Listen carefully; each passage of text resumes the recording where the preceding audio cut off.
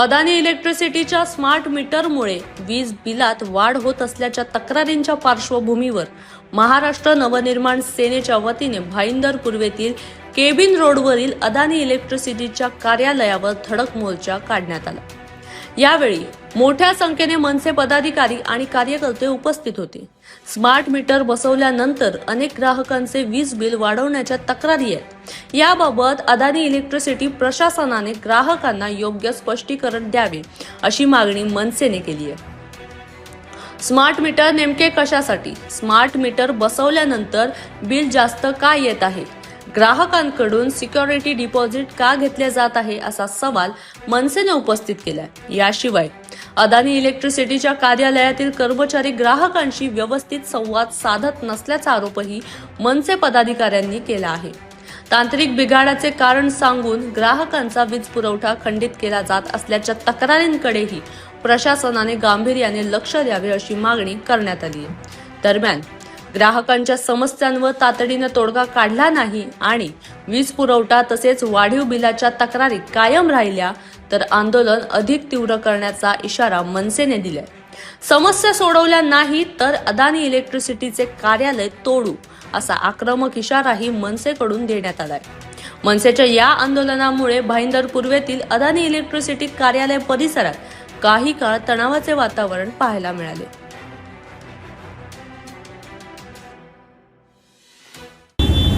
बघा, आम्ही गेल्या शनिवारी 2 दिवसापूर्वी एक प्रभागामध्ये अदानीच्या स्मार्ट मीटर संदर्भात आपण मोहीम ठेवली होती, सहीची मोहीम।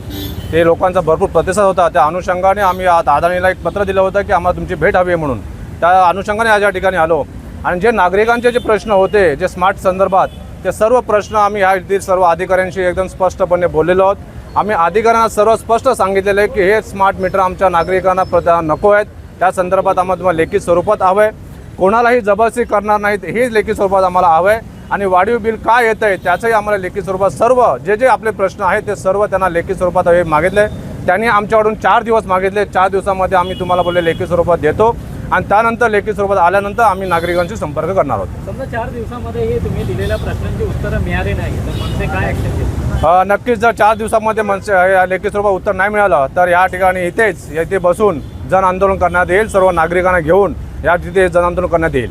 एक वारंवार अशी तक्रार येत आहे या अदानीच्या कार्यालयामध्ये जेव्हा आतमध्ये कोणता सर्वसामान्य व्यक्ती जातो तर त्याच्या प्रश्नाची उत्तरही व्यवस्थित दिली जात नाही। कुठेतरी असं वाटतं की अदानीचा हा जो स्टाफ हा गुर्मीमध्ये नक्कीच हा जो मुद्दा आहे तो आज जी मीटिंग घेतली त्या मीटिंगमध्ये त्यांना हेही सांगितलं की येणारा इथे जो नागरिक आहे, जो कस्टमर आहे, त्याला तुम्ही सॅटिस्फाय करत नाही, कोणताही त्यांना उत्तर देत नाही आहे, बरोबर उत्तर देत नाहीत। मग शेवटी ते नागरिक आमच्या कार्यालयामध्ये येतात आणि आल्यानंतर मग शेवटी तुम्हाला इथे जाब विचारावा लागतो आम्हाला।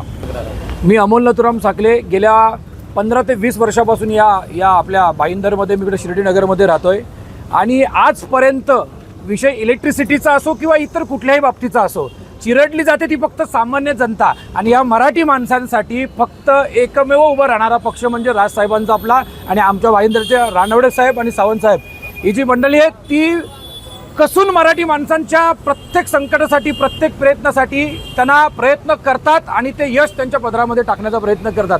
मी सर्वसामान्य एक माणूस आहे।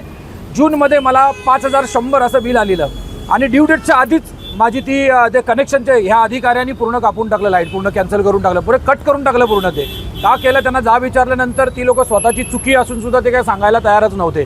त्याच्यानंतर ह्या महिन्यामध्ये तुम्ही बघू शकता की 5690 जे बिल आले ना ते ह्या महिन्यामध्ये आले आणि त्याच्यामध्ये असं गोंडक चार्जेस लावले, नेट असं चार्जेस लावलं की नेट अदर चार्जेस 3324 हे कसलं? तर हे त्यांना विचारायला गेलं तर ते म्हणतायत की तुमचं कनेक्शन केलं त्याच्याबद्दल ते चार्जेस आहेत किंवा डिपॉझिट आहेत, समथिंग या सगळ्या गोष्टी सांगायला लागलं। मला हे सांगा की सर्वसामान्य माणसांनी नेमकं करायचं तरी काय आणि नेमकं न्याय मागायचा कुठे?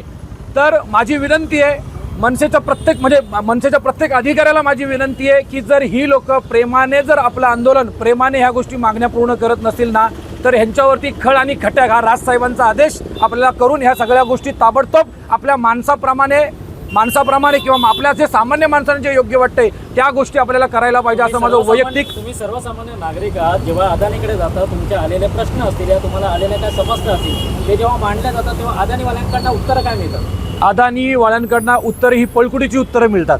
सर्वसामान्य माणसाला काय विचारणार होती लोक? पहिली गोष्ट तो उभे करत नाहीत. आज मोठे मोठे अधिकारी आज आम्हाला भेटले, ते ह्या आपल्या राजसाहेबांच्या कार्यकर्त्यांमुळे आज आमच्यासमोर ते उभे राहिलेत. त्या सर्वसामान्य माणसाची काय विषात लागले ह्या अधिकाऱ्यांच्या समोर उभं राहायला? अहो, एसीमध्ये बसणार, बिस्लरीचं पाणी पिणार, ह्या लोकांना काय जाणे सर्वसामान्य माणसांची? या मीरा भाईंदर शहरामध्ये अनधिकृत फेरीवाल्यांची पण फार प्रमाणामध्ये वीज चोरी केली जाते, वीज सर्रासपणे वापरली जाते, पण त्यांच्यावर कारवाई होत नाही. पण सर्वसामान्य नागरिकांवरती कारवाई करण्यासाठी अदानीकडे वेळ आहे. ही अदानी हा क्रम म्हणजे मला वाटते मंत्र्यांचं जे अदानी हे आपले मोदी साहेबांकडे विकलं गेलेलं आहे. त्यामुळे इथे काय होतं, भ्रष्टाचार खूप अनेक प्रमाणात चाललेला आहे. आणि प्रत्येक फेरीवाला बघा तुम्ही इथं लाईटच्या पोलमधून लाईट घेतलो. आता 2 महिन्यापूर्वी एक बिचारा आता नागरिक त्या ऊसवाच्या गाडीवर उभा राहून तो माणूस मेला, तरी आम्ही कंप्लेंट केली पण काही कारवाई झालेली नाही आहे. आणि तुम्ही बघत असाल की इकडे पर्यावरणाची सुद्धा हानी करून जिथे मँगोमध्ये सुद्धा लाईट दिली जाते. आता मी ते स्पष्ट तुम्हाला एक मोठं उदाहरण सांगतो की इकडे आपले मंत्री आहेत, त्या मंत्रींच्या शाखेमध्ये देखील लाईटच्या पोलमधून लाईट घेतली जाते. त्यांचं मीटर कापलं जात नाही, पण सामान्य नागरिकांचं एक दिवस पण बिल नाही भरलं तर लगेच कट केली जाते.